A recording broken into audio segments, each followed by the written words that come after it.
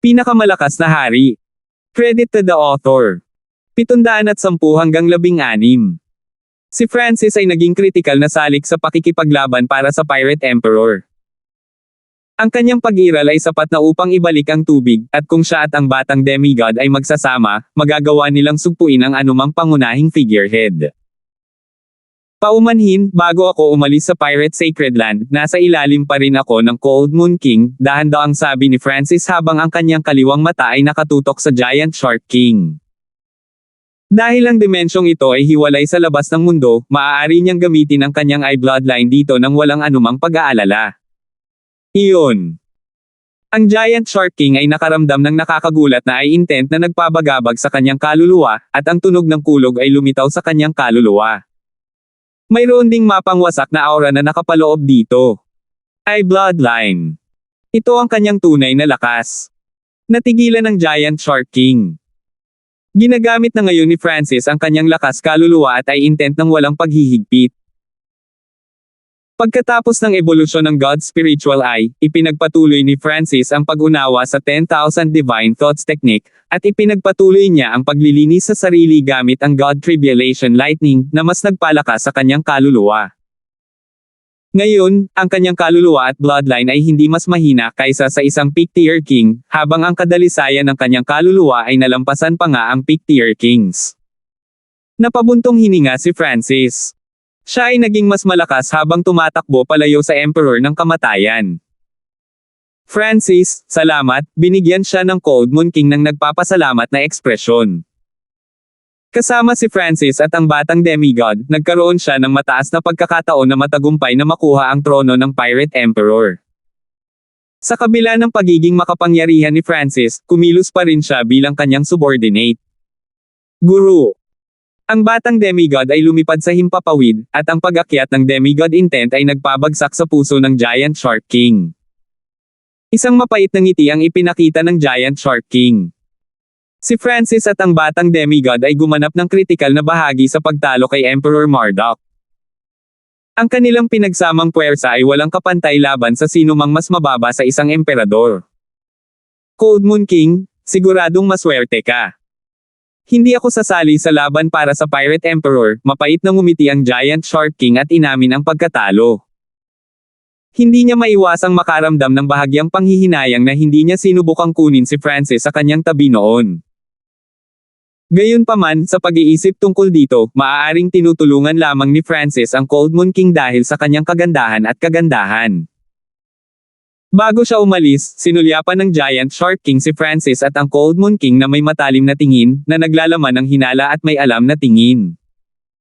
Nanatiling walang ekspresyon si Francis at pinanood siyang umalis, habang nanatiling malamig ang ekspresyon ng Cold Moon King.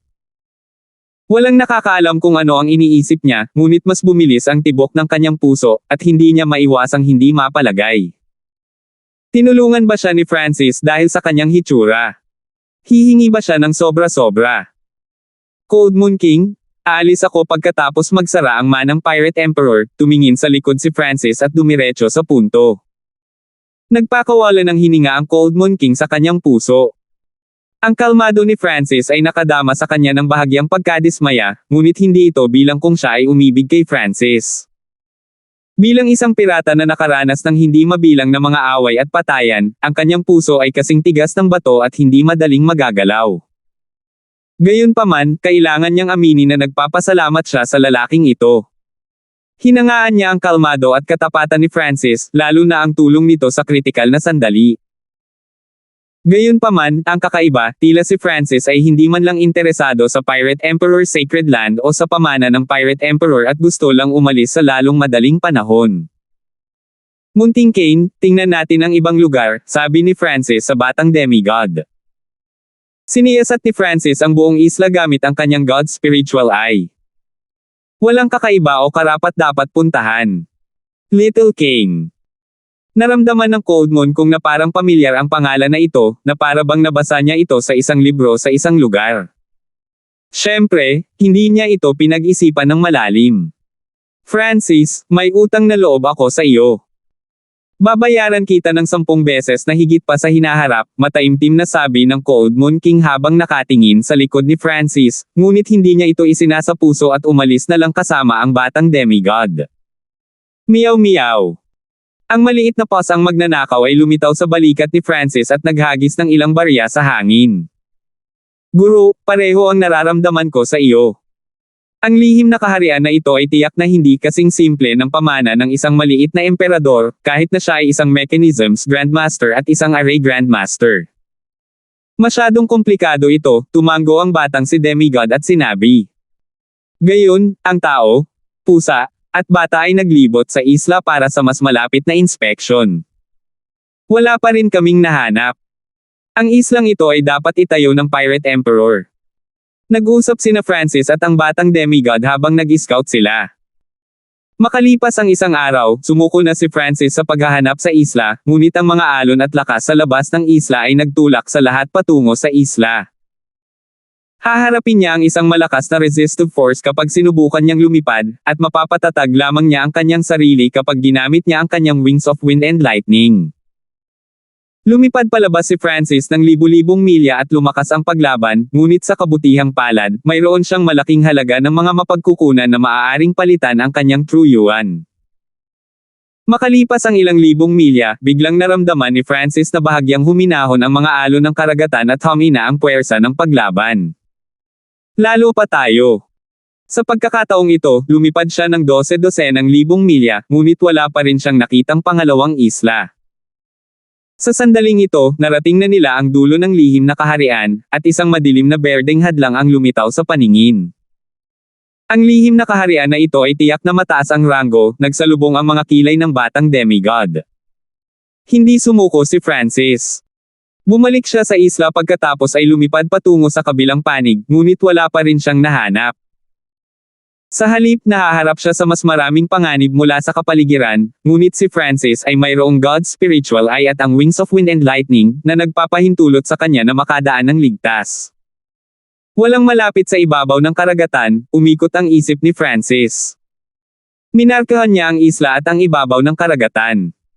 Bakit hindi subukan sa ilalim ng tubig? Mungkahi ng batang si demigod, at tumango si Francis. Iyon ang iniisip niya. Flop! Si Francis ay lumusong sa tubig, at isang layer ng purple na kaliskis ang lumitaw sa kanyang katawan. Ito ang kanyang water elemental defensive bloodline, at mayroon din siyang isa pang water bloodline. Bagamat malakas ang paglaban, nagawa niyang maabot ang lalim ng karagatan. Nakakatakot ang puwersa sa kailaliman ng karagatan. Kahit na ang mga normal na hari ay hindi makakapagpapanatili ng kanilang sarili dito ng matagal.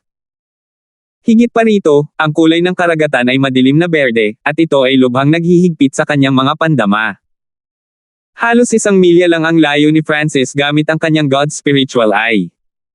Meow meow. Inihagis ng maliit na paws ang magnanakaw ang mga lumang tansong barya at itinuro sa isang tiyak na direksyon.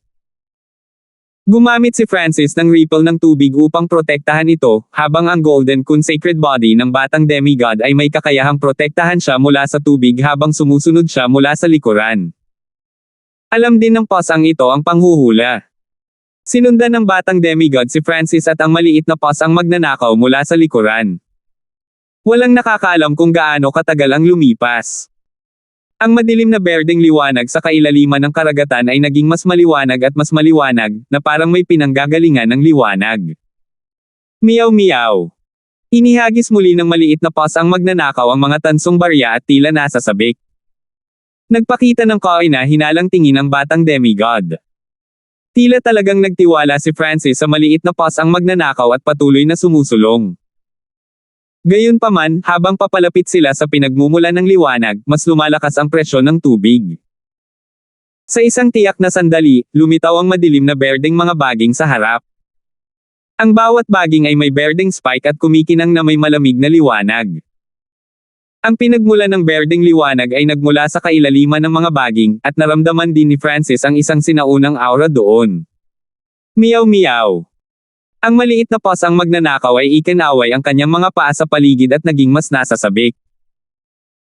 Guro, Naniniwala ako na may isang lihim na walang nakakaalam sa kailaliman ng mga baging, sabi ng batang demigod, ngunit upang maabot ang pinagmumulan ng liwanag, kailangan nilang dumaan sa hindi mabilang na madilim na berdeng baging. Boom! Ang batang si demigod ay sumuntok at gumawa lamang ng maliit na puwang sa mga baging sa unahan.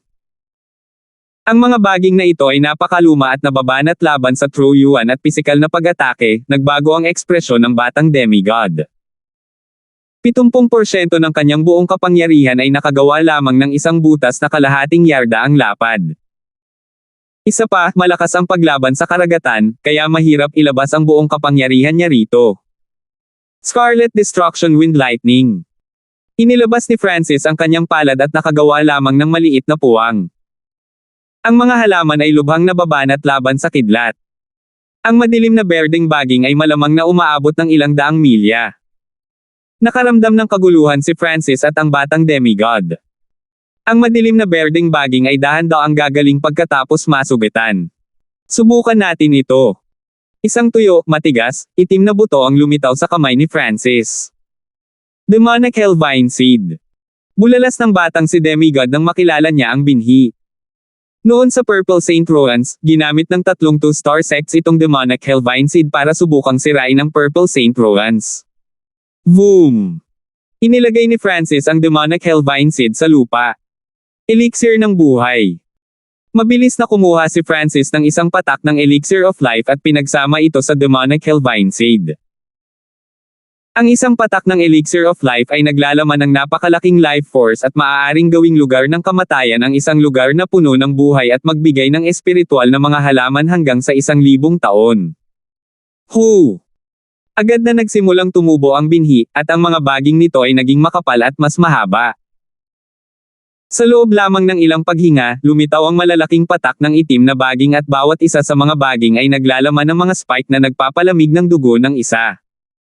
Crystal na bato ng buhay. 10,000 taong zoo fruit. Dugo kawayan. Isa-isang itinapon ni Francis ang mga pambihirang kayamanan sa Demonic Hellvine, at ang bilis ng paglaki ng Demonic Hellvine ay agad na tumaas ng ilang beses.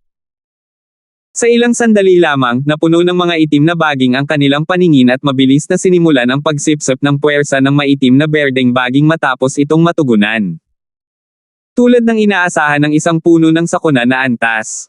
Bulalas ng batang demigod. Ang Demonic Hellvine ay maaaring sumipsip ng lakas ng buhay ng lahat, kabilang ang asensya ng dugo ng mga eksperto. Bagamat ang madilim na berdeng baging ay lubhang nababanat sa mga pisikal na pag-atake, ito ay isang medyo lumang water elemental na halaman. Habang nagsasalubong ang dalawang baging, nakita nilang nalalanta ang madilim na berdeng baging. Ang isang uhaw sa dugo na aura ay lumitaw sa loob ng masa ng mga baging, at isang malaking halimaw na kasing laki ng pagong ang lumitaw, na natatakpan ng ilang daang baging na 12-dosenang yarda ang haba. Hehe! Demonic Vine Hell King? Lumabas ka! Binuksan ni Francis ang kanyang God Spiritual Eye at agad na kinokontrol ang Demonic Hellvine King. Pagkatapos niyang kontrolin ang Vine King, makokontrol ni Francis kung saang direksyon ito lumaki. Hindi nagtagal ay nakarating ang mga baging sa Origin Core Realm, at nagpatuloy ito sa pagsipsip ng mas maraming life force mula sa maitim na berdeng baging. 711. Kinokontrol ni Francis ang Demonic Hellvine King at ginawa itong magbukas ng landas sa madilim na berdeng mga baging, ngunit ang life force at bilis ng pagbawi ng madilim na berdeng baging ay napakalakas, kaya hindi mabilis ang pag-unlad. Meow meow. Lumitaw ang isang array flag sa mga paa ng maliit na magnanakaw na pusa habang itinatayo nito ang Ghost Corpse Thirst Array. Lumitaw ang mga pares ng pulang mata sa loob ng madilim na kulay abon na usok, at ang lakas ng enerhiya ng pag-iisip na nagmumula sa kanila ay maaaring makapagpatayo ng mga balahibo ng sinuman. Ang hitsura ng Ghost Corpse Thirst Array ay nagpabilis sa pag-unlad. Maaaring makuha ng Ghost Corpse Thirst Array ang kakanyahan at puwersa ng buhay ng sinumang nilalang, at ang kapangyarihan ng pagkamuhi nito ay naging dahilan upang mas mabilis na malanta ang malapit na madilim na berdeng mga baging. Ang aura ng madilim na pulang mata sa loob ng Ghost Corpse Thirst Array ay nagsimulang lumakas. Ang Dark Green Vines ay isang mataas na kalidad at may malakas na life force. Ito ay talagang nakakatulong sa array. Masaya si Francis. Para sa bawat 200 metro ng madilim na berdeng baging na nilamon, ito ay kapareho ng paglamon ng isang sovereign lord rank. Ang paglilinang ng mga ghost corpses sa loob ng Ghost Corpse Thirst Array ay patuloy na tumataas, at pagkatapos na itulak pasulong ang 12-dosenang milya, karamihan sa mga ghost corpses ay nakarating sa middle stage na Small Origin Core Realm, habang ang isang maliit na bilang ay umabot sa late stage na Small Origin Core Realm. Ang batang demigod ay nag-click sa kanyang dila habang siya ay nanunood. Ang maitim na berdeng baging ay isang sinaunang halaman na lubhang nababanat laban sa mga pisikal na pag-atake, ngunit ang mga ito ay mahigpit na sinalungat ng Ghost Corpse Thirst Array at ng Demonic Hellvines. Habang sumusulong sila, ang Ghost Corpse Thirst Array ay lumamon ng mga baging sa bilang ng libo, at ang aura nito ay naging mas magulo. Sa sandaling ito, kapag ang lahat ng 100 pares ng mga pulang mata ay nanlilisik ng magkasama, maaari silang bumuo ng isang surge ng mental energy na sapat na malakas upang sugpuin ang layunin ng mga normal na hari. Makalipas ang kalahating araw, ang Demonic Hellvines at ang Ghost Corpse Thirst Array ay nagawang itulak pasulong ang halos 200 milya. Ang lahat ng mga sinumpaang ghost corpses ay umabot na sa cultivation ng late stage na Small Origin Core Realm, at ang isang maliit na bilang sa kanila ay umabot sa peak Small Origin Core Realm. Ang nakamamatay na kapangyarihan mula sa usok ay sapat na upang maiwasan ito ng mga normal na hari. Meow meow. Ang munting pasang magnanakaw ay tuwang-tuwa na tumingin sa harapan. Ang madilim na berdeng mga baging ay tila umabot na sa dulo, at isang makinang na kinang ng berde ang lumitaw. Narating na natin ang pinagmumulan ng berdeng ilaw. Si Francis at ang batang demigod ay nagpahayag ng mga masasayang ekspresyon. Isang makinang na berdeng hadlang ang lumitaw sa paningin pagkatapos ng walang limitasyong mga baging. Ang berdeng hadlang ay napakalaki, at isang sinaunang metal na kuta ng kastilyo ay makikita. Pinipigilan ng berdeng barrier ang pagpasok ng tubig, at may mga kakaibang istruktura sa paligid ng sinaunang kastilyo. Matataas na tore, mahiwagang stargazing na mga gusali, isang kalmadong fountain. Lahat ng ito ay tila hindi mula sa panahong ito. Parehong naramdaman ni Francis at ng batang demigod na nanginginig ang kanilang mga puso nang ang isang luma at sinaunang aura ay nagmula sa mundo ng metal. Lahat ng mga gusaling ito ay nagmula sa isang pinakamataas na lahi. Hindi kaya. May sariling hula ang batang demigod. Ang mundo ng metal ay napakalaki. Mukhang ito ang Heaven's Legacy Race. Naalala ni Francis ang paglalarawan ng isang partikular na lahi mula sa aklat na 10,000 Ancient Races Rankang. Sa kanila, ang Heaven's Legacy Race na nasa ikatlo na ranggo ay lumikha ng isang maluwalhating sibilisasyon. Ang kanilang mga mana at lihim na kaharian ay kumalat sa buong fan universe.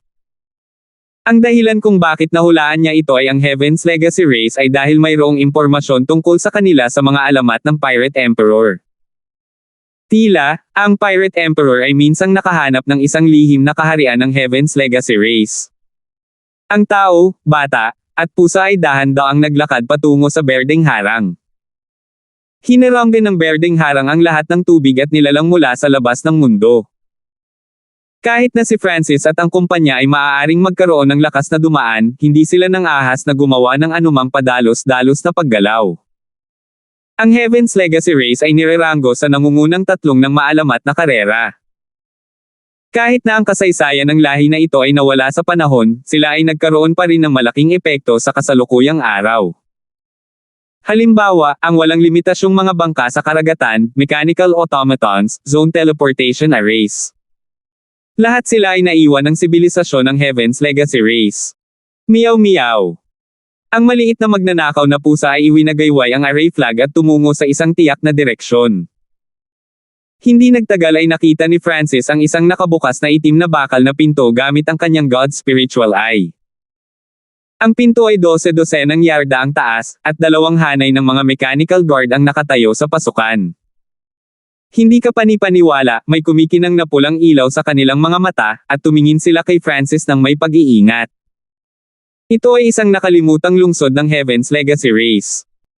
Tinatanggap namin ang mga bisita mula sa malayo, ang nangungunang bantay ay nakasuot ng baluti at may hawak na isang higanteng talam. Ngunit may kabayaran ang pagpasok sa lungsod, dagdag ng gwardya, at si Francis at ang batang demigod ay hindi napigil ang magpakita ng kakaibang hitsura. Ang lahat ng mga automat na ito ay may sariling katalinuhan at maaaring makipag-usap sa mga tao. Walang nakitang palatandaan ng buhay si Francis sa kanyang God's spiritual eye. Bayad sa pagpasok. Sumenya si Francis sa maliit na pasang magnanakaw. Meow meow. Ang maliit na pasang magnanakaw ay naglabas ng isang tumpok ng middle grade primal crystal stones at ibinigay ito sa gwardya. Ito ay hindi sapat, kinuha ng gwardya ang middle grade primal crystal stones at umiling. Meow meow. Ikinaway ng maliit na pas ang magnanakaw ang kanyang mga paa at nagsimulang makipagtawaran sa gwardya. Nakakaloka ang entrance fee. Ang maliit na pas ang magnanakaw ay nag-abot ng isang grupo ng mga high-grade primal crystal stones, ngunit umiling pa rin ang gwardya, hindi ito kahit isang ikasampu ng halagang kailangan. Walang nagawa si Francis kundi ibigay ang malaking halaga ng primal crystal stones. Walang emosyon ang gwardya at nananatili lang sa rules.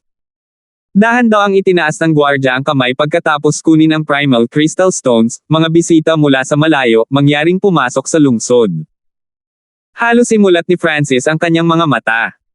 Ang mga automaton na ito ay halos parang mga magnanakaw. Kailangang malaman ng isa na ang primal crystal stones na ibinigay niya ay sapat na para makabili ng ilang earth grade na armas. Meow meow. Inalis ng maliit na pas ang magnanakaw ang Ghost Corpse First Array at pinona ang daan sa mga sinaunang bakal na pinto. Wala ni isa man sa mga guard ang pumihil sa kanila. Tatlong kagalang-galang na panauhin, hindi ka pinapayagang sirain ang anumang pampublikong gusali sa lungsod o pumasok sa mga ipinagbabawal na lugar.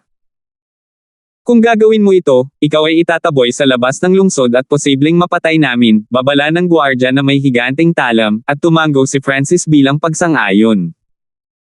Ayon sa pagsusuri ng kanyang God's spiritual eye, ang lakas ng bantay na may higanteng talam ay sapat na upang karibal ang isang hari. Sino ang nakakaalam kung gaano karaming mga gwardya na tulad nito ang umiral sa lungsod?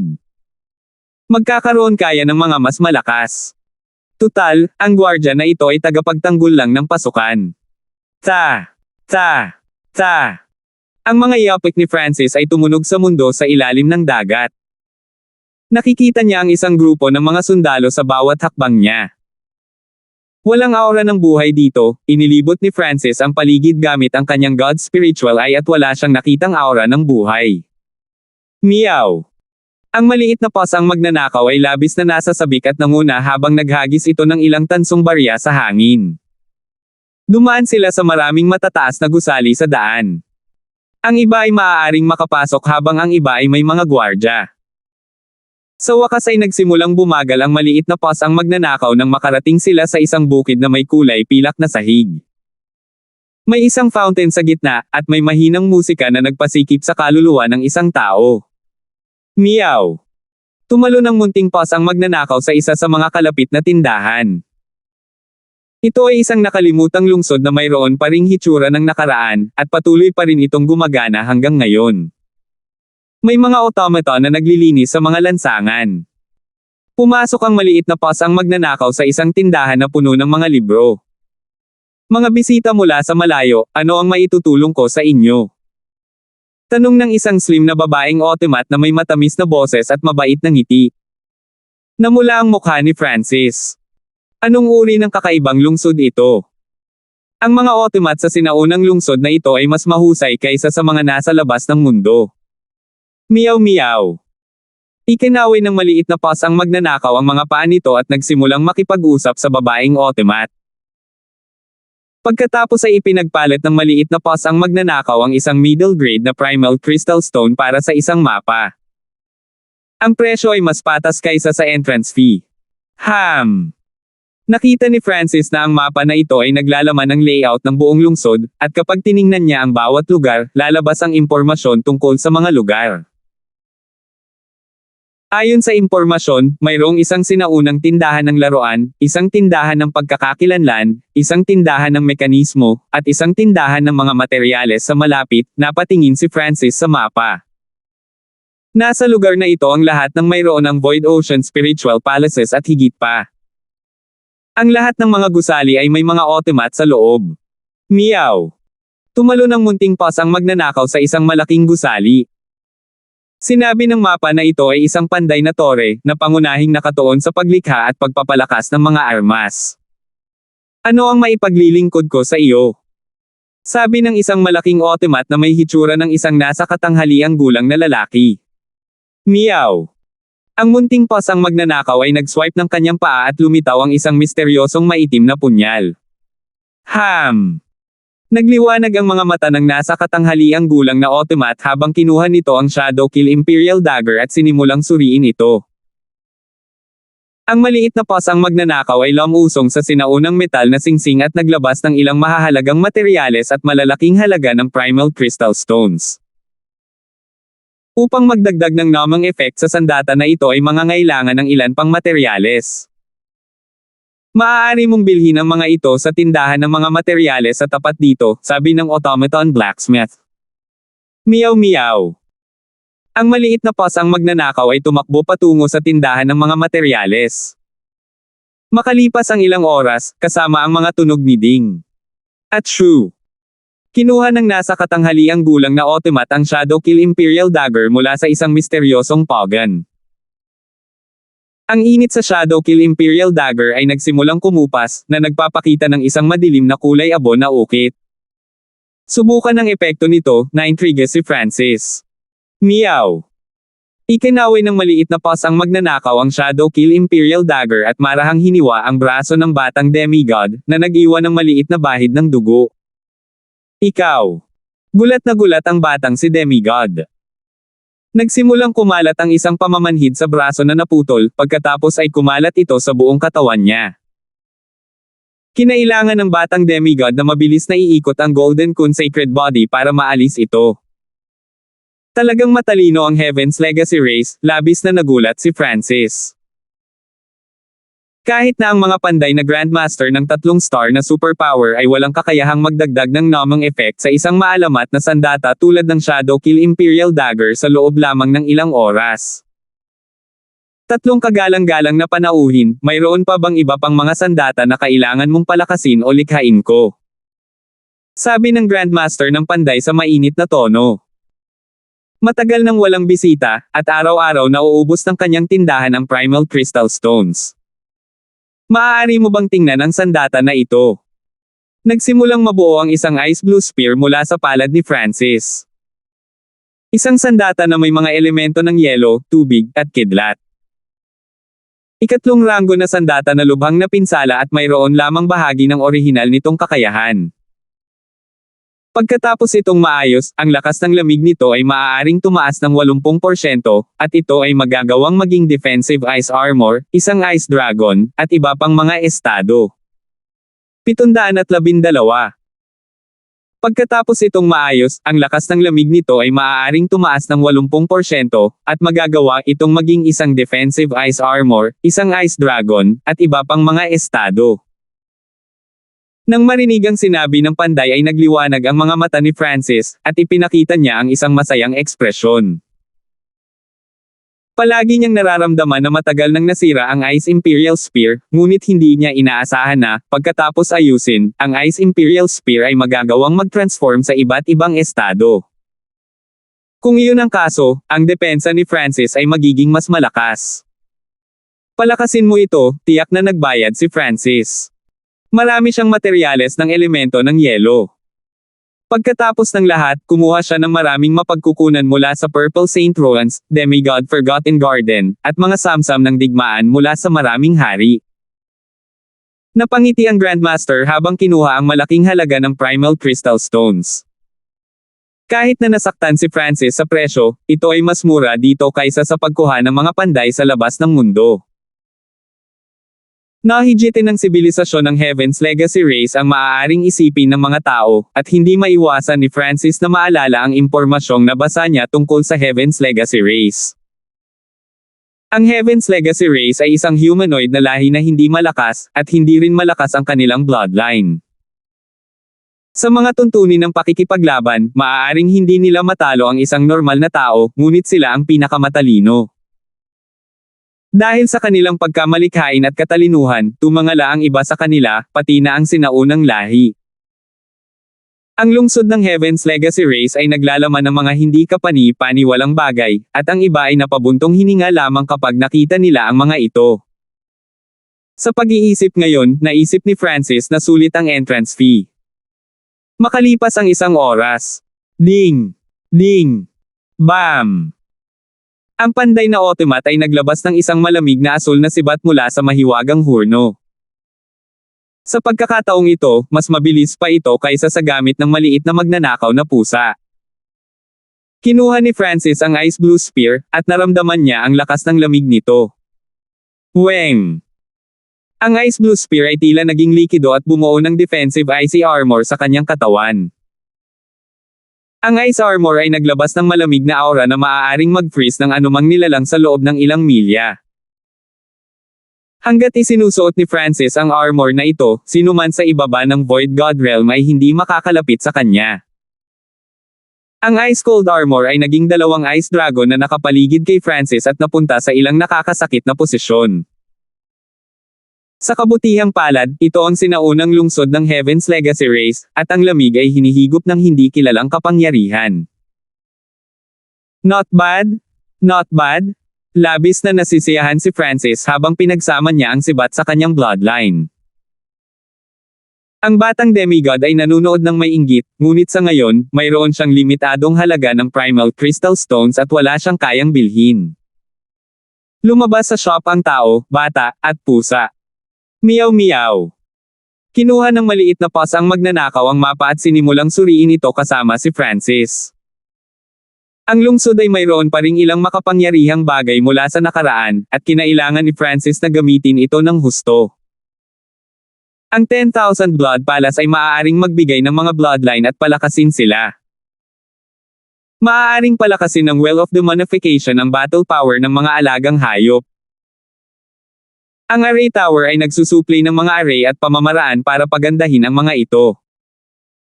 Ang Divine Techniques Palace ay nagbebenta ng mga diskarte at sumasagot sa mga tanong tungkol sa paglilinang. Dama po ang tingin ni Francis sa ilan sa mas magagandang lugar. Kung ikukumpara sa mga ito, ang tindahan ng Panday ay isang normal na tindahan lamang.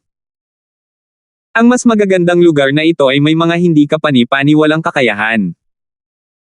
Ang 10,000 Blood Palace ay maaaring direktang magbigay ng mga bloodline. Malamang, sinaliksik ng Heaven's Legacy Race ang pinagmulan ng 10,000 Ancient Races bloodlines at sinubukan pang kopyahin ito, bulong ng batang si Demigod, at ang mga alamat ng Heaven's Legacy Race ay napatunayan sa lungsod na ito. Ang Heaven's Legacy Race ay maaari pang magbigay ng mga bloodline ng 10,000 Ancient Race. Hindi makapaniwala si Francis, pagkatapos ay pumasok sa 10,000 Blood Palace na may pagkamausisa. Ang 10,000 Blood Palace ay napakalaki. Mayroon itong 50 o 60 palapag. Ang bawat palapag ay naglalaman ng mga lawa na gawa sa dugo, at may mga tubo na umaabot kung saan-saan. Mahal na panauhin, gusto mo ba ng bloodline, o gusto mong palakasin ang sa iyo? Isang matikas na babae na nababalutan ng kulay dugo na liwanag ang ngumiti habang nakatingin kay Francis at kasama.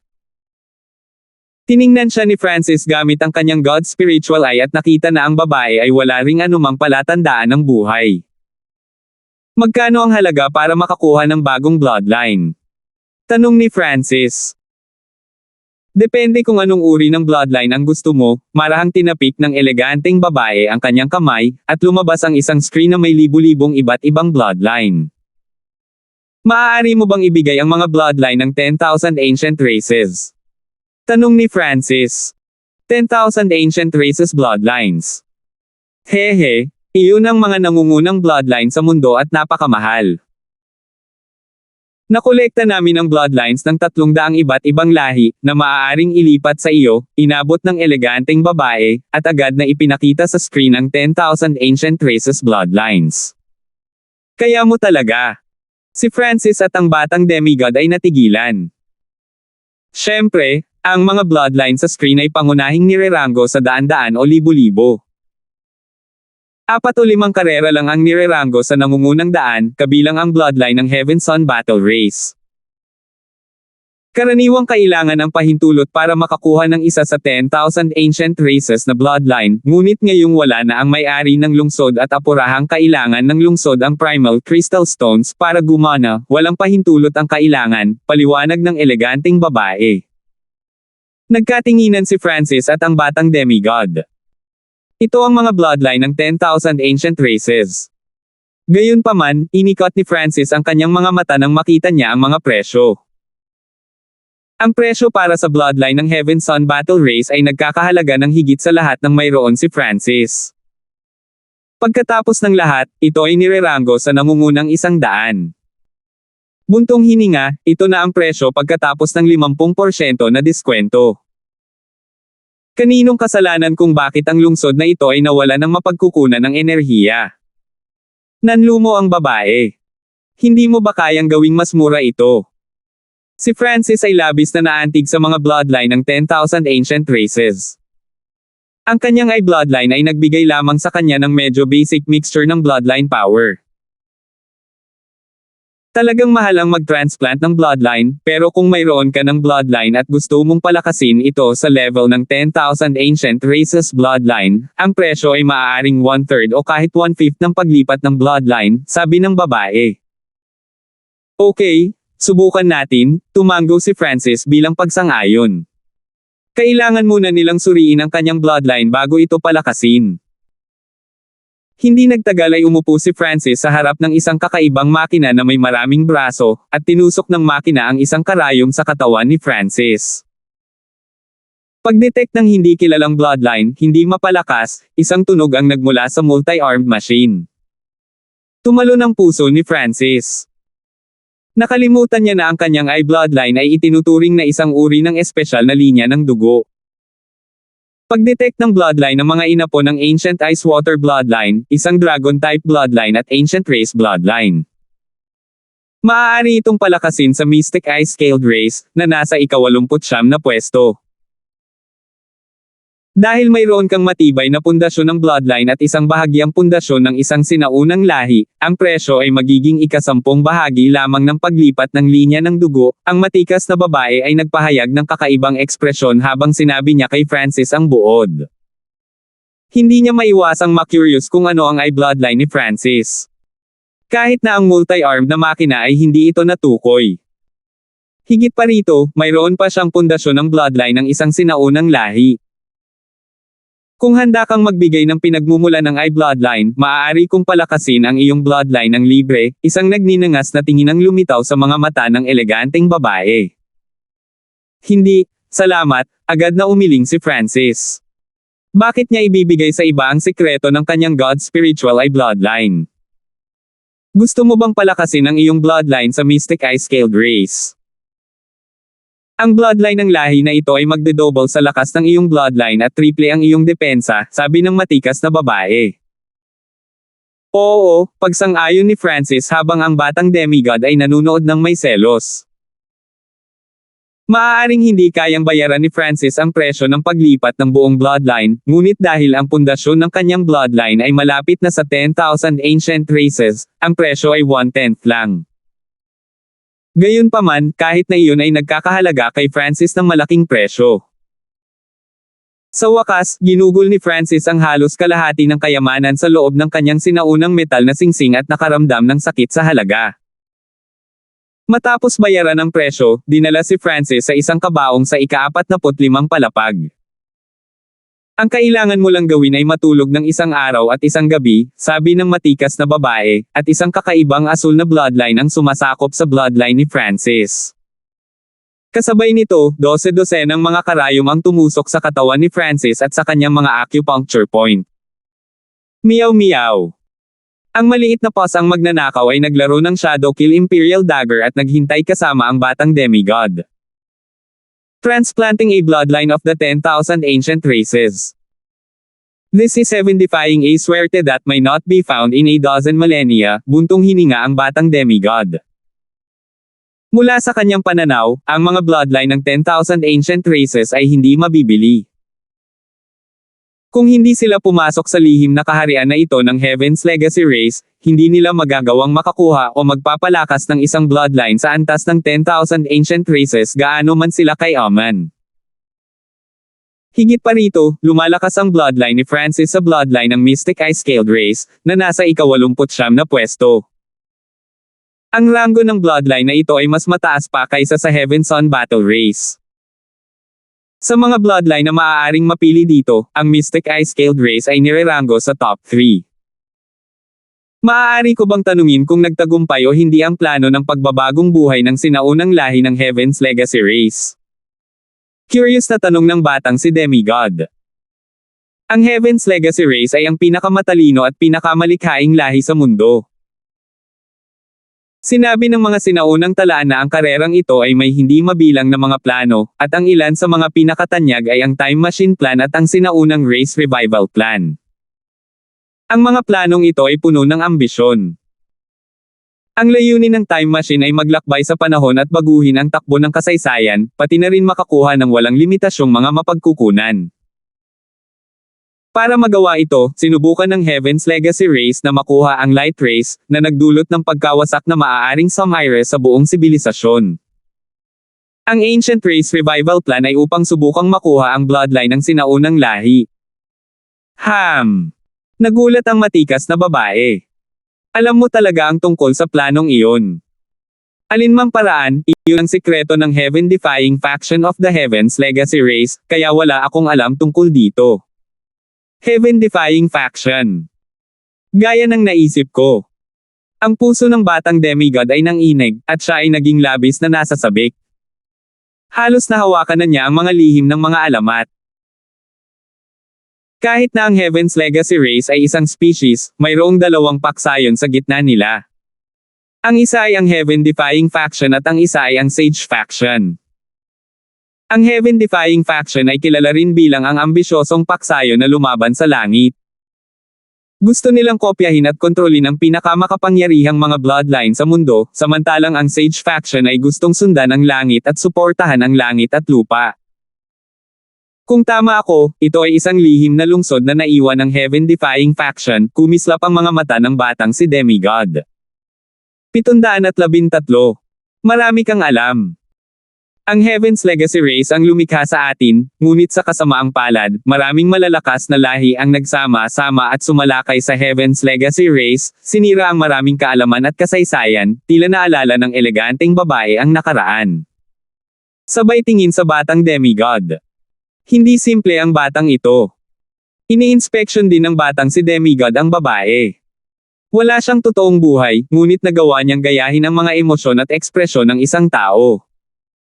Ang lahat ng ito ay nilikha ng kanilang mga amo, ang Heaven's Legacy Race, na nirerango sa ikatlo sa 10,000 sinaunang lahi. Ang pasang iyon ang nanguna rito.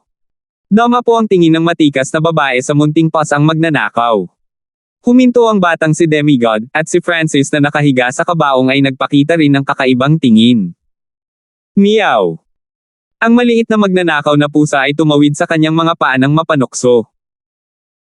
Napangiti ang eleganteng babae, may malabong impresyon ng ganitong uri ng pusa sa aking mga alaala. Nang marinig iyon, natigilan si Francis, ngunit sa kasamaang palad ay malabong impresyon lamang iyon kaya hindi siya makakuha ng maraming impormasyon mula rito. Meow meow. Ang munting pasang magnanakaw ay umalangaw-ngaw na parang hindi nasisiyahan at iwinagayway ang kanyang mga paa, na sumisimbolo na ito ay nag-iisa sa mundo. Sa pag-iisip tungkol sa hindi kapani-paniwalang kakayahan at katusuhan ng maliit na magnanakaw na pusa, kailangang aminin ng batang demigod na mahirap makahanap ng pasang katulad nito. Unti-unting lumipas ang oras habang si Francis ay nakababad sa asul na yelo na tubig.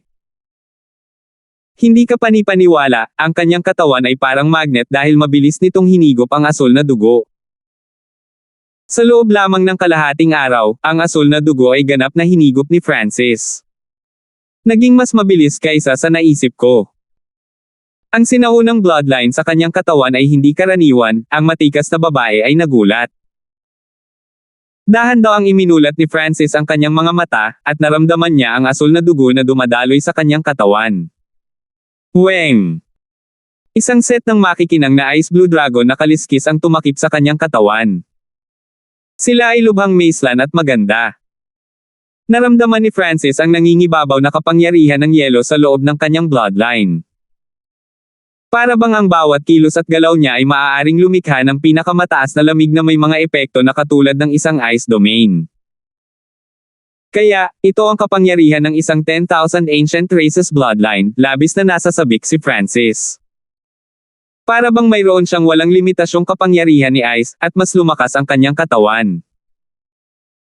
Ang overwhelming prodigy goddess na si Bingwei mula sa Azure Flower Continent, na mayroon ding isang ice bloodline, ay walang halaga kung ihahambing dito. Subukan natin ito, dahan-daang bumangon si Francis at huminga ng malalim habang nagsimulang mapuno ang hangin ng nangingibabaw na lamig. Ang batang demigod at ang munting pos ang magnanakaw ay parehong nakaramdam ng panlalamig na lamig sa kanilang mga kaluluwa. Sa utos ni Francis, ang batang demigod at ang maliit na pos ang magnanakaw ay parehong nagpakawala ng mga pag-atake. Ang gininto ang kamao ng batang demigod na naglalaman ng 70% ng kanyang lakas ay dumapo kay Francis. Pang! Bahagyang nanginig ang katawan ni Francis, ngunit walang naiwan sa kanyang makinis at magandang kaliskis. Ang layunin na nakapaloob sa mga kamao ng batang demigod ay napakalakas at ito ay nag-vibrate sa puso at kaluluwa ni Francis, ngunit hindi ito sapat upang harapin ang anumang pinsala kay Francis. Anong malakas na depensa? Ang kamay ko. Nagsimulang kumalat ang yelo sa mga kamao ng batang demigod at umatake sa katawan nito. Anumang pag-atake na malapit kay Francis ay magiging sealed sa yelo. Meow meow. Ang maliit na pos ang magnanakaw ay nilaslas ang Shadow Kill Imperial Dagger patungo kay Francis. Ding! Isang manipis na sugat ang naiwan sa balikat ni Francis, at nagsimulang kumalat ang pamamanhid dito. Ang Shadow Kill Imperial Dagger ay may kakayahang baliwalain ang pisikal na depensa dahil ang pag-atake nito ay nasa pagitan ng pisikal na kaharian at ang kaharian ng mga anino. Gayunpaman, ang bloodline ng Mystic Ice-Scaled race ni Francis ay may malakas na depensa at bilis ng pagbawi. Sa kabilang banda, nanlamig ang munting pos ang magnanakaw na nagsimulang manginig, at agad itong tumalon pabalik ng 10 metro. Ang kapangyarihan ng bloodline na ito ay naglalaman ng parehong opensa at depensa sa parehong oras. Ang epekto ng pagyayelo ay nasa lahat ng dako, at mas malakas pa ito kaysa sa Heaven Sun Battle Race ni Looper, tumango si Francis sa kanyang ulo bilang kasiyahan. Ang Heaven Sun Battle Race ni Looper ay nireranggo lamang sa ika-78 habang ang Mystic Ice-Scaled Race ni Francis ay nasa ika-89. Congratulations, the bloodline strengthening is perfect, nakangiting sabi ng matikas na babae, at lumitaw ang inggit sa mga mata ng batang demigod. Bagamat napakatalino niya sa pagpapalakas ng katawan, wala siyang bloodline ng 10,000 ancient races. Kung mayroon siyang mas malakas na bloodline na tulad niya na may mas malakas na kakayahan sa pagbawi, maaaring nalagpasan niya ang God Tribulation. Gayunpaman, ang bloodline ay isang bagay na makukuha lamang sa swerte. Ang swerte ni Francis ay napakabuti. Napakadali niyang nakatagpo ng kapalaran, naiinggit ang batang si demigod. Ngayong naisip niya ito, ang maliit na pos ang magnanakaw ay malaking tulong din kay Francis. Marahil ay hindi na ako makakapasok sa lugar na ito muli sa hinaharap, huminga ng malalim si Francis. Ang mana ng Pirate Emperor ay bukas lamang sa maximum na kalahating buwan, at malamang na hindi na siya makakapunta rito. Gayunpaman, nagastos na si Francis ng higit sa kalahati ng kanyang Primal Crystal Stone sa bloodline na ito, at hindi niya kayang magdagdag ng isa pang 10,000 ancient races na bloodline. Mayroon ka bang mga bloodline na nagpapalakas ng buto? Hindi ito kailangang mula sa 10,000 ancient races, tanong ni Francis. Nabasa niya ang listahan, at ang presyo ng mga bloodline ng 10,000 ancient races ay kadalasang 12 kung hindi man daan-daang beses na mas mahal. May kabuuang 249 na mga uri, muling inilabas ng babae ang screen. Tiningnan ito ni Francis, at ang mga presyo ay mas mura. Kailangan ko ng malaking halaga para palakasin ang mga ghost corpses na tulad nito, iwinagayway ni Francis ang kanyang kamay at tinawag ang isang sinumpaang aswang bangkay. Hayaan mo muna akong suriin ito, ang matikas na babae ay napakadirekta, at ang multi-armed machine ay nagsimulang mag-inspection dito. Natagpuan ang pundasyon ng linya ng dugo ng sinaunang lahi at katawan na nagpapalakas ng buto. Isang boses ang tumunog mula sa multi-armed machine. Ang resulta ay ikinagulat ni Francis at ang babae. Normal ang katawan na nagpapalakas ng buto dahil ang lahat ng sinumpaang multo ay may ganitong katawan, ngunit ang pundasyon ng linya ng dugo ng sinaunang lahi ay hindi.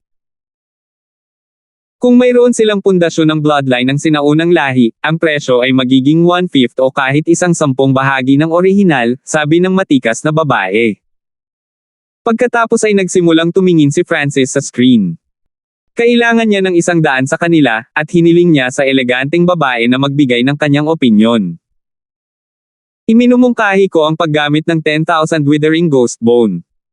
Mapapanatili nito ang kapangyarihan ng puot at maaari pang mabawi ang mga sirang bahagi, sabi ng matikas na babae.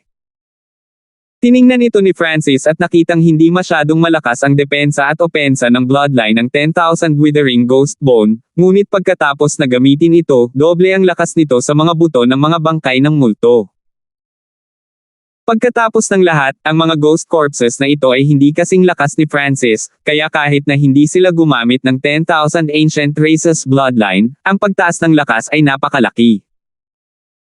Ang espesyalidad ng 10,000 Withering Ghost Bone bloodline ay ang life force nito. Kahit na mabali ang kanilang mga buto, maaari silang mabawi. Hindi kailangan ng Ghost Corpse First Array ang mga ghost corpses para personal na patayin ang mga kalaban, ginagamit lang nito ang kapangyarihan ng array, tumango si Francis sa kanyang ulo. Higit pa rito, medyo mura ang 10,000 Withering Ghost Bone bloodline. Ang mga sinumpaang ghost corpses ay sumipsap ng aura at karne mula sa Ancient Dream Realm, na nagbigay sa kanila ng pundasyon ng Ancient Race bloodline. Nangangahulugan ito na ang presyo ay 1/7 bahagi lamang ng orihinal. Sa kabuuan, ang presyo para sa pinagsama-samang pagpapalakas ng daang sinumpaang bangkay ay hindi kahit 1/4 ng kay Francis. Kailangan ng 100 bangkay ng multo ng 7 araw, sabi ng matikas na babae. Tumango si Francis at iniwan ang Skeletal Division Leader kasama ang mga isinumpang bangkay ng multo. Ang Skeletal Division Leader ay mayroon ding 10,000 Withering Ghost Bone bloodline na inilapat dito, na napakabuti para dito. Pagkatapos ay nagsimulang maglakad si Francis sa sinaunang metal na lungsod. 30% na lang ng aking kayamanan ang natitira. Pakiramdam ni Francis ay talagang mahirap. Nakakuha siya ng napakaraming mapagkukunan mula sa Purple Saint Ruins, Demigod Forgotten Garden, at sa panahon ng pakikipaglaban para sa Pirate Emperor, ngunit nagastos na niya ang 70% nito sa lungsod na ito lamang. Ang batang demigod ay malinaw na alam ang sitwasyon ni Francis at hindi gumawa ng anumang labis na kahilingan. Mabuti na lang na walang ginawa si Francis para hadlangan ang kanyang pag-unlad. Makalipas ang 3 araw, dumating si Francis sa Divine Techniques Palace. Ang Divine Techniques Palace ay nagbigay ng mga lihim na pamamaraan at mga sagot sa paglilinang. May mga lihim na diskarte na lumampas kahit sa Wind Lightning Inheritance at sa Golden Kun Sacred Body dito para ibenta, ngunit ang presyo ay hindi gaanong mas mababa kaysa sa paglipat ng isang 10,000 Ancient Races na bloodline. Mga bisita mula sa malayo, mayroon ka bang anumang mga kinakailangan sa mga kasanayan na gusto mo? Magiliw nang umiti ang isang scholar na elder na nabuo mula sa puting liwanag. Nagpakita siya ng kakaibang tingin ng Damapo ang kanyang tingin sa maliit na pas ang magnanakaw, ngunit mabilis itong nawala.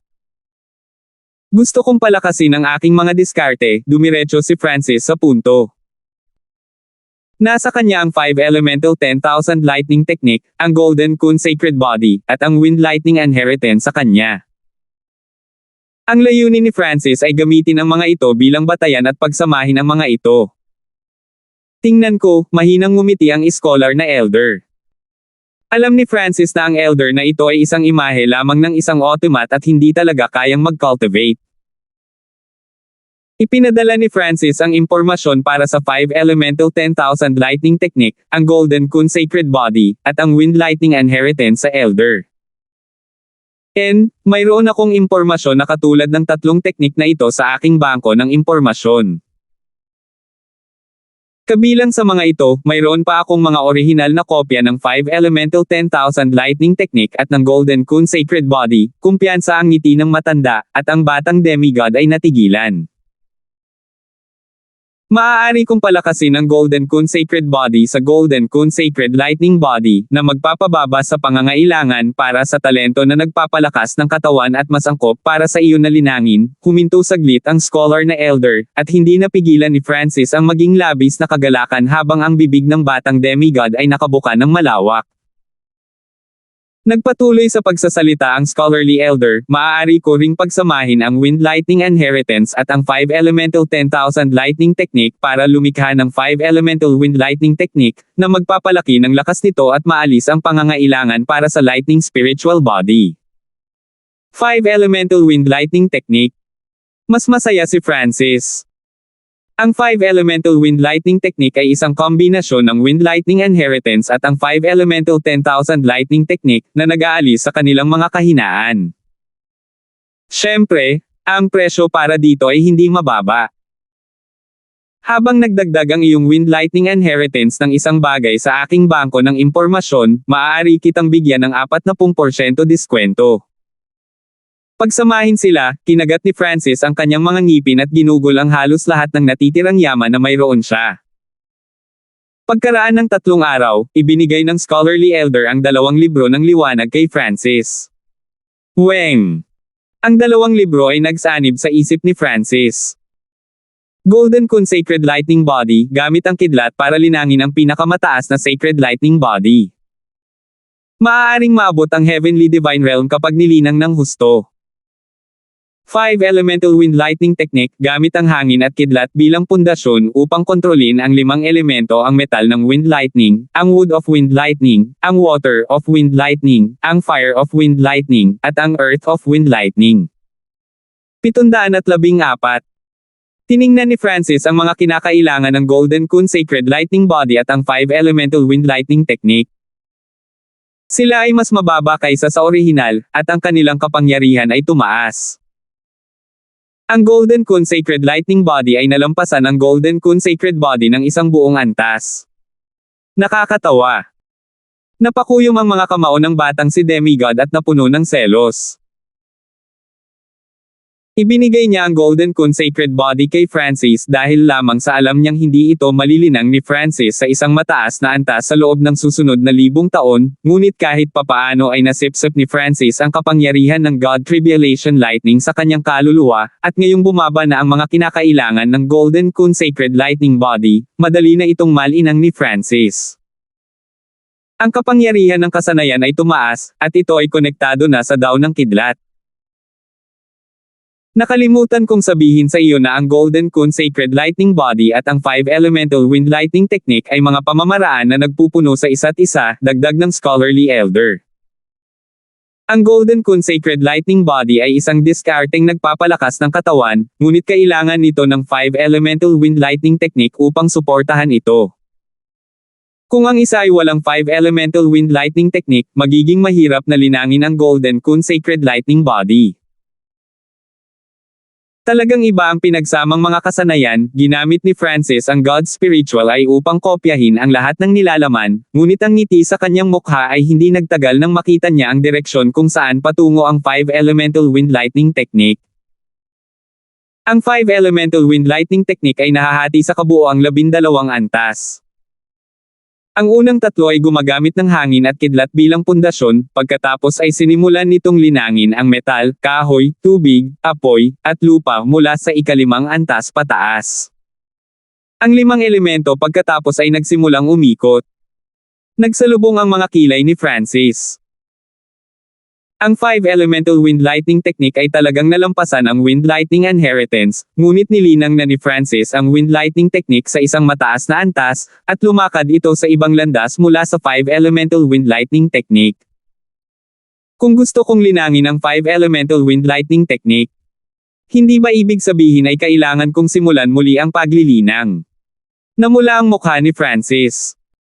Tama, ngunit sa iyong pundasyon sa wind lightning technique, malalampasan mo ang kasalukuyang ikaw sa loob ng 10 taon, hindi sumang-ayon ang scholarly elder. 10 taon. Lumitaw ang mga itim na linya sa noo ni Francis. Kahit na ang 10 taon ay hindi masyadong mahaba para sa iba, 10 taon ang kabuuang tagal ng oras na ginugol ni Francis sa paglilinang upang maabot ang kanyang kasalukuyang antas. Kung ang lahat ay mapayapa at tahimik, tiyak na magiging handa si Francis na linangin ang 5 elemental wind lightning technique at gamitin ito upang umakma sa Golden Kun Sacred Lightning Body. Pagkatapos ng lahat, ang dalawang pamamaraan na ito ay maaaring magpapahintulot sa kanya na pumunta pa. Gayunpaman, kasalukuyang nahaharap si Francis sa pursuit of death. Paano siya magkakaroon ng oras upang muling simulan ang paglilinang? Walang perpekto sa mundong ito, medyo gumaan ang pakiramdam ng batang si Demigod at nagsimulang tuwang-tuwa. Ang kasalukuyang sitwasyon ni Francis ay parang pagkakaroon ng isang bundok ng kayamanan ngunit wala kung saan ito gugugulin. Sa sandaling ito, patuloy na nagbabago ang ekspresyon ni Francis, at sa wakas ay nakapagdesisyon na siya. Malinaw na hindi niya ma-restart ang paglilinang gamit ang 5 elemental wind lightning technique at ang Golden Kun Sacred Lightning Body ngayon. Hindi ito makatotohanan. Magpapasya ako pagkatapos ng pursuit of death, nagsimulang kumalma si Francis. Napakalaking kapalaran na ang nakapasok siya sa lungsod ng Heaven's Legacy Race. Maging ang mga demigod ay maiinggit sa kanya. Si Francis ay lumabas ng Divine Techniques Palace ng walang ekspresyon. 10 taon na lang. Masyadong nagmamadali ang mga kabataan ngayon, pinaalis ng scholar na elder si Francis at hindi maiwasang iling ang kanyang ulo. Sa loob ng sinaunang lungsod, dahan-daang naglakad si Francis at binilang ang yaman na mayroon siya sa kanyang singsing. Ang sinaunang metal na singsing ay karaniwang walang laman. Mahigit 70% ng kanyang kayamanan ay naubos na. Sa ngayon, siya ay lubhang mahirap.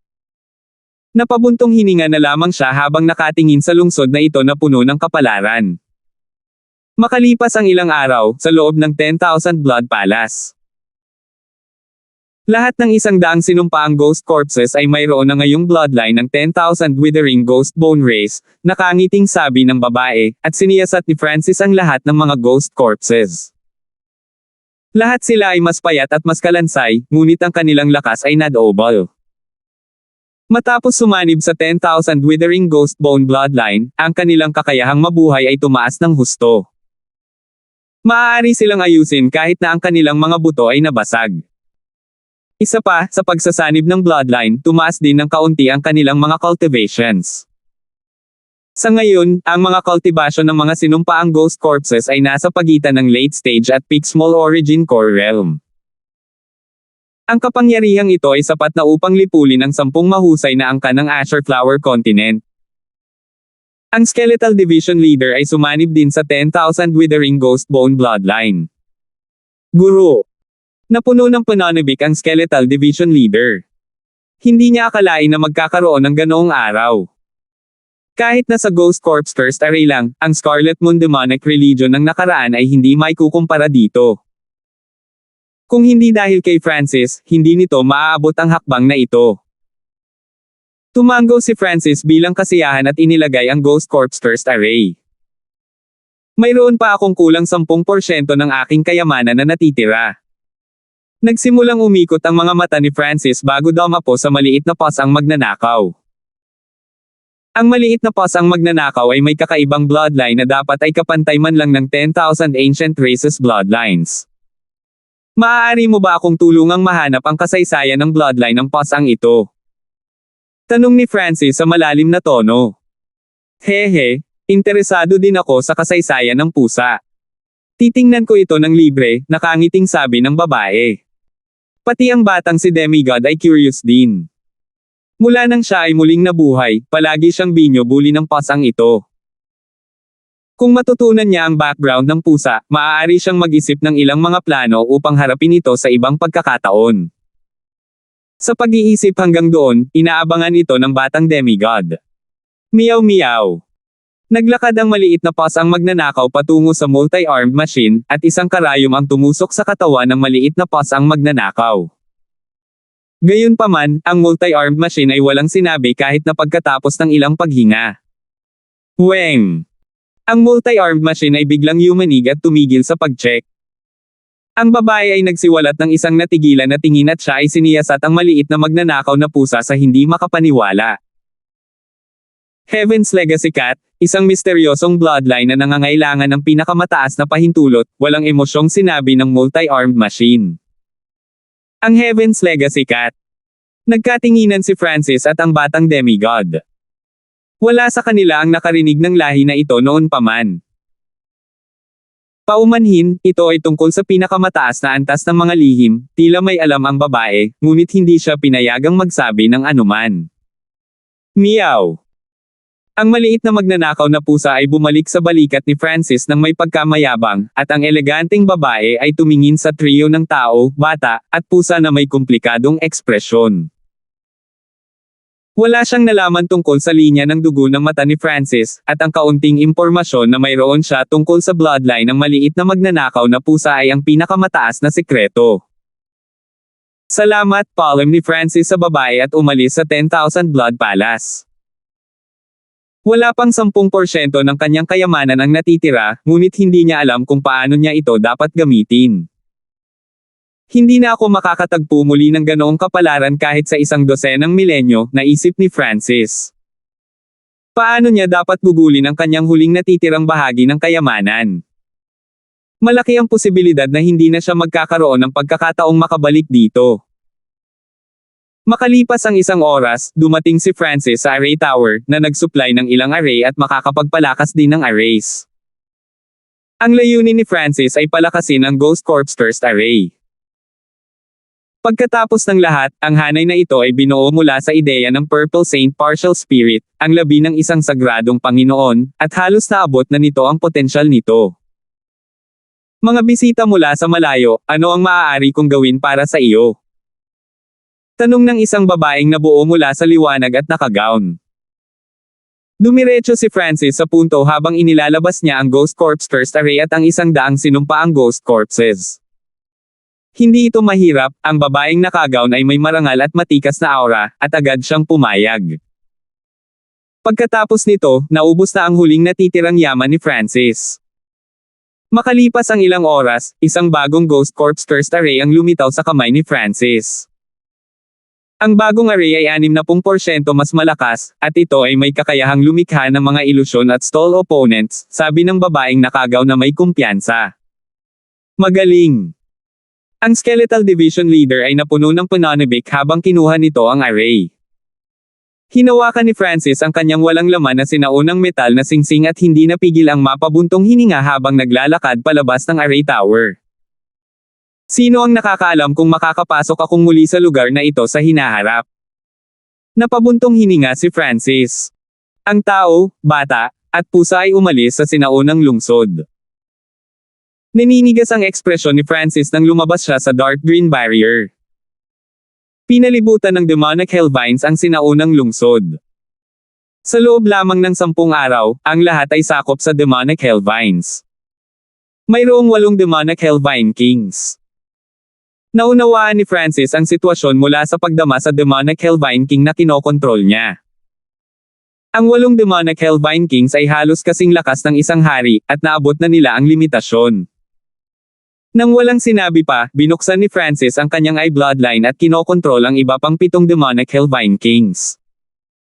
Makalipas ang kalahating araw, umalis si Francis sa karagatan na may 8 bote ng salamin na selyado sa yelo. Ang bawat isa sa 8 bote ay naglalaman ng demonic hellvine king. Siyempre, hindi pa rin tumitigil sa paglaki ang mga natirang baging. Ilang araw matapos umalis si Francis, ang kagubatan ng mga baging ay halos umabot sa lungsod ng Heaven's Legacy Race. Whoosh!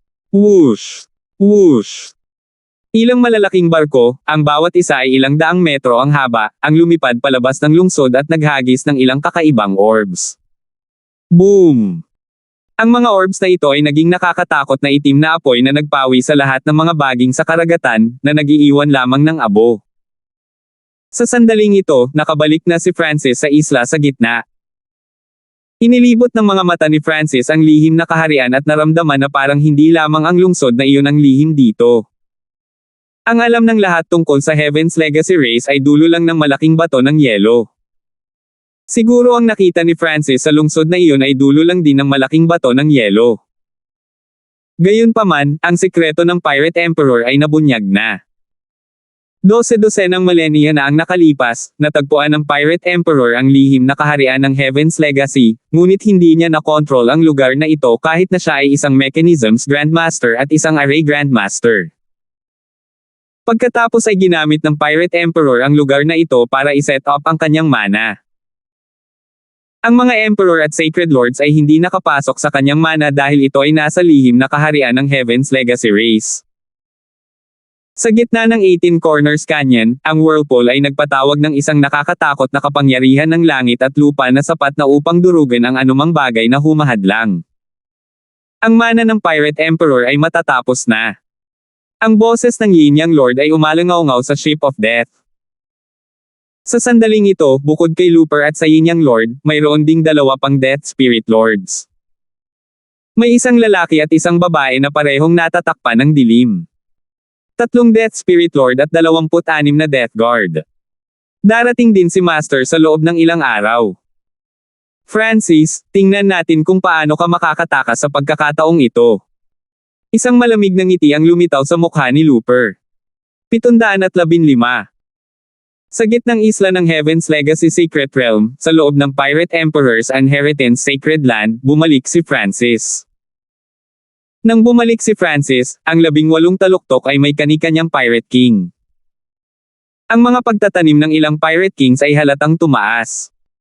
Sa gitna nila, 3 half-step na hari ang nakapasok sa Void God Realm sa tulong ng kanilang mana. Ang gitnang bundok ay natatakpan ng pinaghalong kakaibang itim at puting liwanag. Hindi pa rin nagtatapos ang mana ng Cold Moon King. Nakahanap si Francis ng isang sulok at umupo habang nakapikit siya at nakatingin dito. Karaniwan, ang mana ng Pirate Emperor ay hindi tatagal ng higit sa kalahating buwan. Gayunpaman, hindi siya nagmamadali, kaya nagsimula siyang mag-adjust sa bago niyang bloodline. Weng!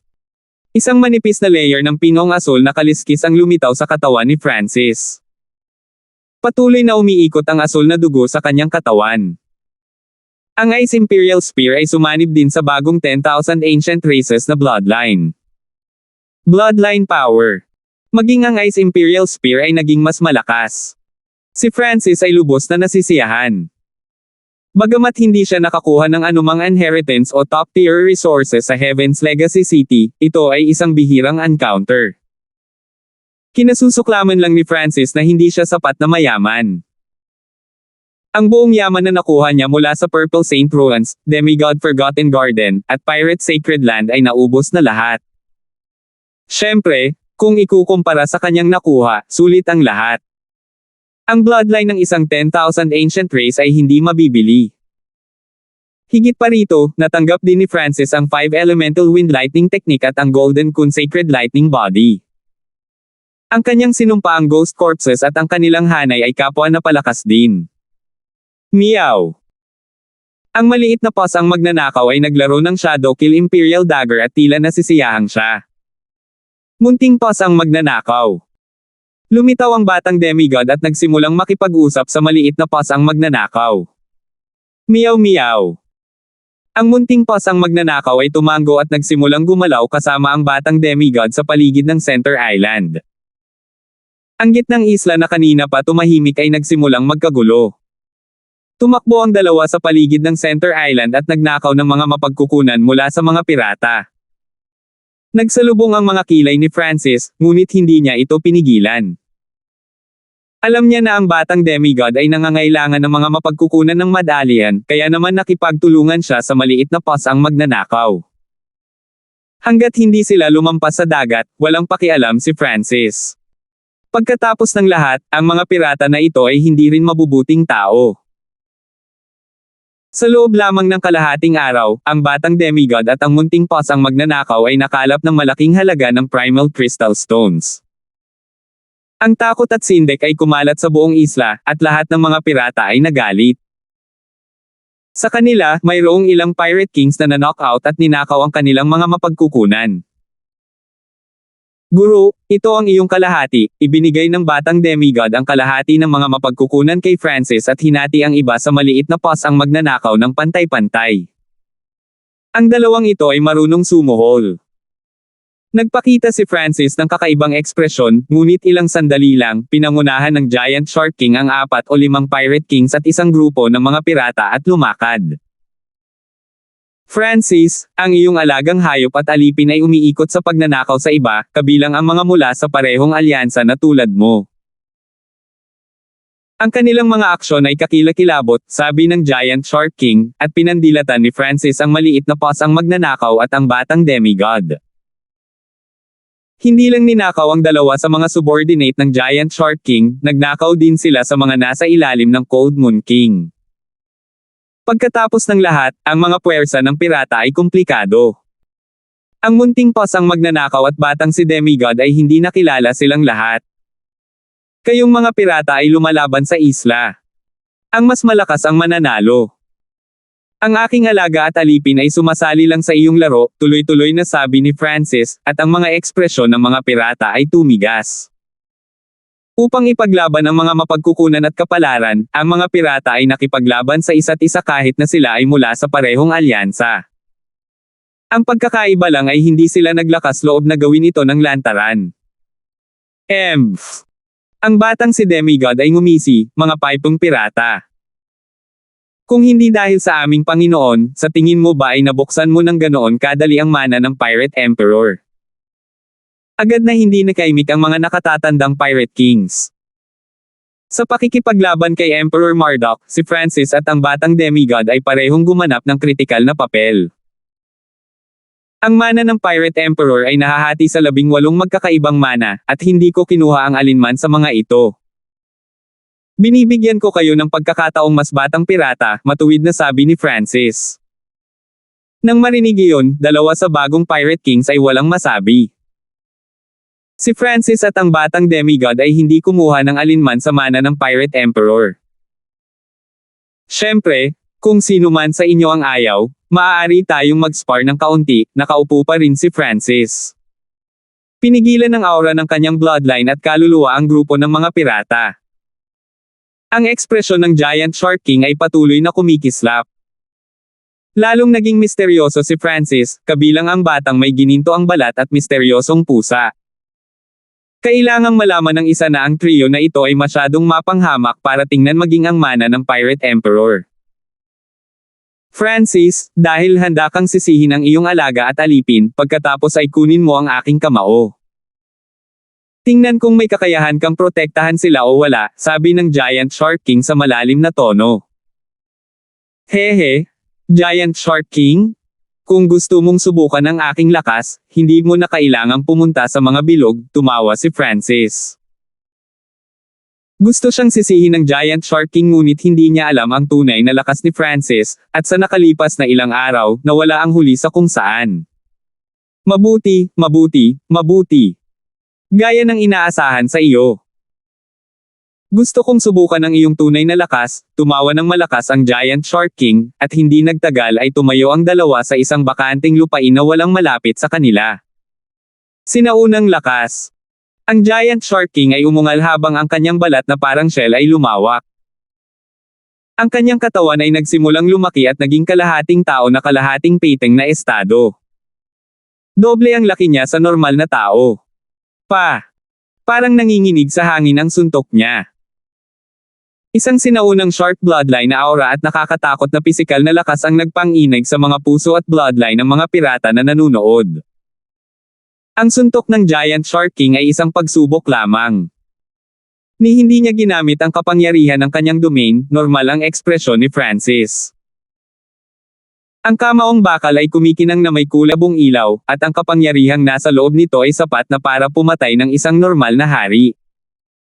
Kung gayon, subukan natin ito. Tumayo si Francis at nagsimulang iikot ang kanyang asul na dugo. Isang maselang kaliskis na tila kaliskis ng dragon ang lumitaw sa kanyang katawan. Sa sandaling iyon, ang mga surge ng yelo ay bumagsak sa isang 10 milyang radius sa paligid niya, at ang mas mahihinang mga pirata ay agad na tinatakan sa yelo. Hu! Lumitaw ang yelo sa kamao ng Giant Shark King bago dumating ang pag-atake, at isang sinaunang malamig na aura ang nagpang-inig ng bahagya sa kanyang puso. Ang bloodline ng peteng ng Giant Shark King ay napigilan at nagsimulang manginig ng hindi mapakali. Itong bloodline, pwede bang? Bulalas ng Giant Shark King. Boom! Ang kaliskis na nagyayelong palad ni Francis ay perpektong nakaharang sa suntok ng Giant Shark King. Nagsagupaan ang kamao at palad, at isang napakalaking puwersa ang kumalat at bumiyak sa lupa. Kung ito ay nasa labas ng mundo at hindi ang banal na lupain ng Pirate Emperor, ito ay sapat na upang sirain ang isang normal na isla. Bam! Si Francis at ang Giant Shark King ay parehong napaatras, at ni isa sa kanila ay tila walang nasugatan, ngunit ang braso ng Giant Shark King ay bahagyang naninigas at natatakpan ng yelo. 10,000 sinaunang lahi bloodline. Ikaw. Natigilan ng Giant Shark King.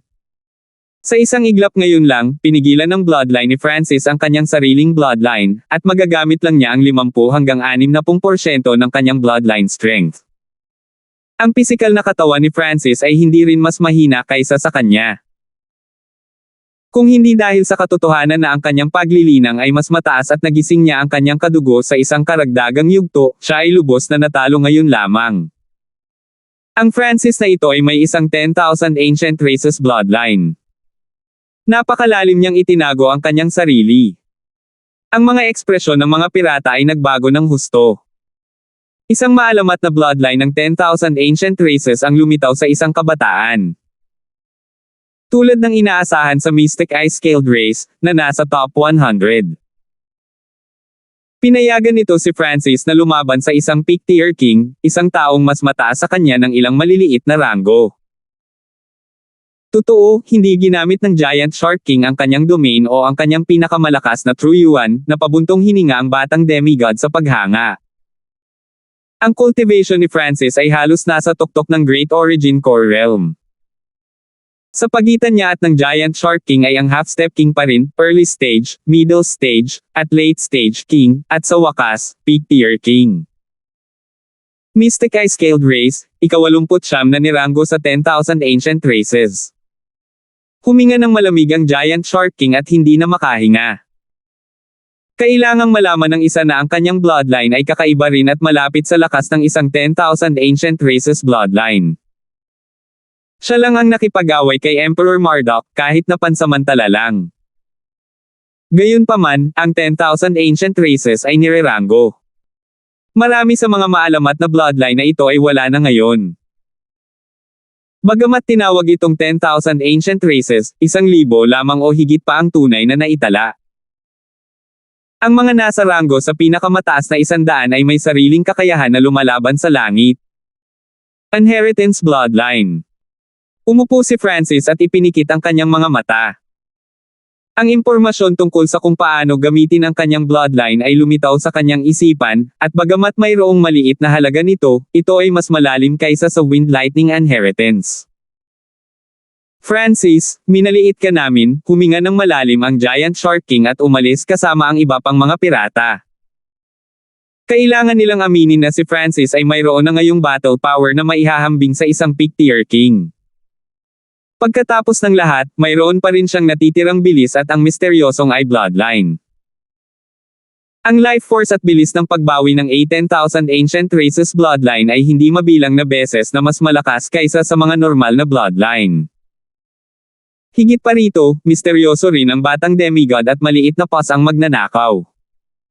Sa paglipas ng panahon, kumalat ang pangalan ni Francis sa buong isla. Sa isang tiyak na sandali sa oras. Weng! Ang itim at puting liwanag sa gitnang bundok ay nagsimulang magtipon, at isang malakas na aura ng kaluluwa ang kumalat sa hangin kasama ang isang imperial power. Yung aura. Ang mga katawan ng mga pirata sa isla ay nanlamig, at isang liwanag ang sumilay sa mga mata ni Francis. Ang pamana ng Pirate Emperor ay hindi dapat maliitin. Tila, maaari itong lumikha ng mga emperador ng napakabilis. Mukhang totoo ito. Tumingin ang batang demigod sa bundok na may komplikadong ekspresyon. Isang babaeng may talon at espada sa likod ang malamig na tumingin sa ibaba habang tinatakpan siya ng liwanag ng buwan. Nakasuot siya ng korona, at ang kanyang ekspresyon ay nagyayelong. 716. Pagbati, Pirate Emperor. Napayuko ang lahat ng mga pirata. Ang Cold Moon King ay lumabas na mula sa Pirate Emperor's inheritance, at ang kalangitan ay napuno ng isang nagyayelong pilak na liwanag ng buwan, na parang pumasok sila sa kalawakan. Napuno ng liwanag ng buwan ang buong lugar, at naramdaman ng mga pirata na parang pinutol ng matalim na kutsilyo ang kanilang mga katawan. Ang malamig na layunin ay naglakbay sa kanilang mga kaluluwa.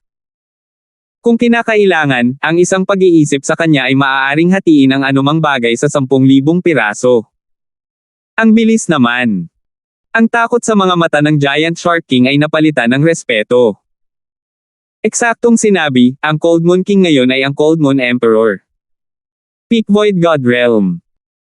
Naabot na ng kanyang kaluluwa ang maximum, at mayroon siyang napakataas na compatibility sa Heaven and Earth. Nakita ng God Spiritual Eye ni Francis ang mga pagbabago sa Cold Moon Emperor.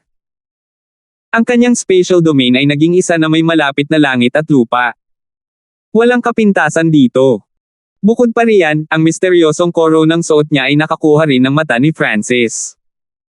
Ang mahiwagang koronang ito ay kahit papaano ay konektado sa 18 taluktok at sagit ng bundok. Hindi lamang naging emperor ang Cold Moon King, ang misteryosong korona ay nagbigay din sa kanya ng isang uri ng proteksyon. Pagbati, Pirate Emperor. Ang mga Pirate Kings ay nagpatuloy at nagbigay ng kanilang paggalang at katapatan. Ang mahiwagang koronang taglay niya ay maaaring magpatawag ng Pirate King token. Cold Moon Emperor, congratulations! Ikaw na ngayon ang pinakamataas na pinuno ng Pirate Sacred Land, ngumiti ang Giant Shark King at yumoko. Kahit na siya ay nasa peak tier king level, kailangan niyang yumukod sa Cold Moon Emperor. Maaaring ipatawag ng Pirate Emperor ang iba pang Pirate Kings, at sila ang namuno sa Pirate Sacred Land. Ito ang batas ng Pirate Sacred Land. Ang lakas at katayuan ng Cold Moon Emperor ay umabot na sa pinakamataas. Francis, lahat ito ay salamat sa iyo. Ang Cold Moon Emperor ay nagpahayag ng isang pambihirang ngiti at pasasalamat. Sure! Sa isang hakbang lang, nakarating na siya sa tabi ni Francis. Para siyang lumitaw sa manipis na hangin. Nagulat si Francis. Maging ang mga emperador ay walang kakayahang lumipat ng ilang libong milya sa isang hakbang. Ako ay naging bagong Pirate Emperor, at ako ay protektado at pinalakas ng Pirate Emperor Sacred Land. Ito ay limitado sa 10 taon, at sa panahong iyon, hindi ako makakaalis sa 18 Corners Pirate Sacred Land, paliwanag ng Cold Moon Emperor. Bagamat ang mga taong nakakuha ng mana ng Pirate Emperor ay mabilis na naging Emperor, hindi lahat ng Pirate Emperor ay nagawang maging totoong Emperor ng ganoon kabilis. Dahil ang Cold Moon Emperor ay isang peak tier king dati at halos isa na siyang emperor kaya mabilis siyang nakalusot. Ang mga naging Pirate Emperor ay paprotektahan ng Pirate Emperor Sacred Land. Ang proteksyon ng korona ng Pirate Emperor ay nagbigay daan sa Cold Moon Emperor na manatiling walang takot sa sinumang emperor sa susunod na 10 taon. Sa sandaling ito, Weng! Isang hindi nakikitang puwersa ng pagsipsop ang lumitaw mula sa karagatan, at hindi nila nagawang labanan ang kapangyarihang ito. Magsasara na ang manang sagradong lupa ng Pirate Emperor, utos ng Cold Moon Emperor at inakay ang mga pirata na umalis. Inalis ni Francis ang ghost ship at umupo sa barko ng Cold Moon Emperor habang naglalayag sila sa higanteng whirlpool. Sa labas ng mundo, sa gitna ng 18 Corners Canyon. Boom! Ang mga barko ay patuloy na nagsimulang lumitaw mula sa gitna ng whirlpool, kasama ang mga aura ng maraming hari at emperador. Ang lakas ng Pirate Kings ay tumaas ng husto pagkatapos ng kanilang paglalakbay, at naramdaman ni Francis na ang koneksyon sa pagitan ng kanyang ghost ship at ng Pirate Sacred Land ay naputol. Sa ngayon, hindi na siya pinaghihigpitan, at maaari na siyang umalis kasama ang ghost ship kahit saan. Ilang libong milya ang layo sa kailaliman ng walang limitasyong karagatan. Pag-uulat sa Death Spirit Lord, ang mga pirata ay lumabas na, isang Death Guard na kalahating lumuhad sa deck. Lumabas na ba si Francis? Puno ng pagkainip ang mukha ni Looper. Sure. Isa pang Death Guard ang lumitaw sa sandaling ito. Mag-ulat. Masamang balita. Ang bagong Pirate Emperor ay naging Void God Realm Emperor na ngayon, sabi nitong Death Guard. Void God Realm Emperor. Ang mga ekspresyon ng Yin Yang Lord at ng iba pang Death Spirit Lord ay nagbago ng malaki. Ang alyansa ng pirata ay mayroon ng maraming hari, at ngayon ay may isang emperador. Hindi yun maganda. Ang bagong Pirate Emperor ay paprotektahan ng Pirate Sacred Land at napakahirap talunin, sabi ng isang babaeng nakasuot ng itim na damit. Siya ay may maputlang ekspresyon at napapalibutan ng kakaibang puting kulay na apoy. Puting-puting lahat ang balat niya, para siyang multo. Isa rin siyang Death Spirit Lord. Ang isa pang Death Spirit Lord ay isang lalaking nababalot ng dilim na tila walang misa. Ang kanyang pares ng dark green na mata ay tila lumutang lang sa hangin. Witch King? Dark Soul King? Sabihin sa iyong mga nasasakupan na itago ang aura ng kanilang token of death, at sabihin sa Death Guards na kumalat, utos ng Yin Yang Lord. Ang isang emperador ay lumitaw. Ang hindi pagpayag ay lumitaw sa mukha ni Looper. Sa ngayon, sa halip na habulin si Francis, kailangan nilang magtago mula sa kanya. Ang kailangan lang nating gawin ay bantayan si Francis. Nagpapahinga si Master at darating pagkalipas ng ilang araw. Matatapos din ang lahat, garalgal ang boses ng Yin Yang Lord at umalingaw-ngaw sa buong hangin. Sa apat na Death Spirit Lords, ang Yin Yang Lord ay isang peak tier king, at siya ang pinakamalakas sa kanila. Maghihiganti ako. Isang beses namatay ang Black Hell Lord para sa akin at hindi pa rin nakaka-recover. Ikinuyom ni Looper ang kanyang mga kamao habang napuno ang kanyang mga mata ng pagpatay na layunin. Nang pumasok sila sa Demigod Forgotten Garden, kinuha ni Looper ang isang Death Spirit Lord gamit ang isang lihim na pamamaraan, ngunit ang mga batas ng Demigod Forgotten Garden ay napakalakas, at hindi magagamit ang mga puwersa ng labas. Sa huli, nang siya ay nawasak sa sarili, ang Black Hell Lord ang sumabog sa pagsabog at nawasak. Sa sandaling iyon, bumaba pa nga ang cultivation ni Looper, at kahit na ang Black Hell Lord ay may natitira pang bahagi ng kanyang kaluluwa, hindi pa rin siya gumaling. Sa makatuwid, 3 Death Spirit Lord lamang ang dumating. Looper, maghintay lang ng kaunti. Kapag umalis si Francis sa Pirate Sacred Land o dumating ang Emperor, lahat ay matatapos, sabi ng maputlang Witch King. Sa gitna ng 18 Corners Canyon. Francis, talagang hindi ka pupunta sa aking handaan. May utang pa rin akong pabor sa iyo, ngumiti ang Cold Moon Emperor at sinabi. Nang dama po ang kanyang mga mata kay Francis ay napalitan ng malabong ngiti ang kanyang panlalamig. Para siyang nakababatang kapatid na nakatingin. Sa pinakakagalang-galang na Pirate Emperor, ang nasasakupan na ito ay may mga kagyat na bagay pa at hindi maaaring manatili. Sana ay maunawaan ng kamahalan, bahagyang biro ni Francis. Bagamat magalang ang kanyang mga salita, ang kanyang tono ay hindi. Pagkatapos ng kanilang labanan sa buhay at kamatayan, sila ay magkaibigan. Fine, hindi kita pipilitin, pero kung may problema ka, pwede mo akong hanapin. Hindi ako dapat aalis sa 18 Corners Pirate Sacred Land sa loob ng susunod na 20 taon, nabigo ang Cold Moon Emperor. Karaniwan, kapag ang mga Pirate Emperor ay naging Void God Realm Emperors, hindi nila gustong maging Pirate Emperor sa natitirang bahagi ng kanilang buhay. Ang layunin ng mga emperador ay ang rurok ng Great daw ang katotohanan sa likod ng immortalidad. Ang Heavenly Divine Realm ang kanilang target, at ang mga gantimpala mula sa pagiging isang pirata ay magiging hindi gaanong kaakit-akit sa isang emperador. Siyempre, dahil sa mga alituntunin ng Pirate Crown, kailangan pa rin ng Cold Moon Emperor na manatili dito ng hindi bababa sa 10 taon, at dahil gustong-gusto niya ang lugar na ito, mananatili pa siya ng 10 o 20 taon bago umalis at subukang makapasok sa mas matataas na lugar. Palam, hindi na nagtagal si Francis. Whoosh! Lumipad sa ere ang ghost ship at nawala sa mga tingin ng Pirate Kings.